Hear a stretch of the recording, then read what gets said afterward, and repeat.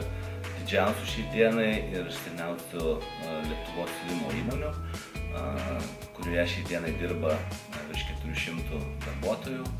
Ir iš principo mes turime, filialus įvairiuose miestuose tiek Alytuje, Leipalingėje, Lazdijuose, Vilkaviškyje. Ir mūsų gaminamas asortimentas šiai dienai labai keitėsi nuo senų laikų, kadangi įmonė buvo įkurta, savo veiklą pradeda skaičiuoti nuo 1940 metų. Tai nuo tų laikų asortimentas gaminamas buvo moteriški chalatai, mokyklinės uniformos mergaitėm, vyriški marškiniai, uniformos specialiosios. Tai dabar asortimentas yra labai pasikeitęs ir mes iš principo jau beveik 2 dešimtmečius gaminame madingus drabužius skirtus tikrai prabangiem prekiniam ženklam visam pasaulyje. Nuo ženklo gimimo istorijos pradžiai jisai turėjo tokį šriftą, jisai buvo, vadinkim, rašytinis šriftas plonų raidžių, kuris tuo momentu lyg tai atitiko esamas tendencijas tarptautinėse rinkose. Tačiau po marketingisto įvertinimo, mes priėmėm sprendimą, kad vis dėlto ženklas turi būti stiprus, turi turėti savo išskirtinumą, vadinkime raidėje, tam, kad jis taptų kažkiek tai pažįstamas, visiems ir kad jisai nesikartotų, nesudubliuotų, jeigu kažkoks kitas ženklas turi sąskambį. Kauno Baltija ilgą laiko tarpą iš tiesų gamino būtent užsakomuosius drabužius tiem tokiem prabangiem ženklam kaip Karen Millen, Coast, Gerard Darel, Marimekko ir visą eilę kitų. Galiausiai pamatėm, kad atėjo laikas ir mums patiems sukurti prekinį ženklą tam, kad tiesiog įrodyti, kad tiek mes galime patys kurti dizainą ir mėginti parduoti tos produktus. Taigi, kokį asortimentą gaminame mes dabar, tai jis yra tikrai ganėtinai platus, tai yra nuo, vadinkime, moteriško palaidinukių iki paltų, tame tarpe yra palaidinės, suknelės, sijonai, kelnės, kostiumėliai, švarkai, lietpalčiai, paltai.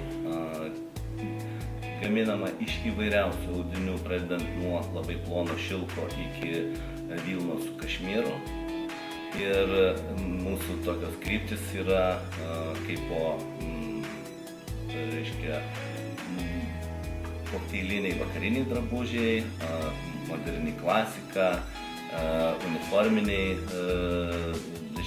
drabužiai ir kasdieniai casual drabužiai.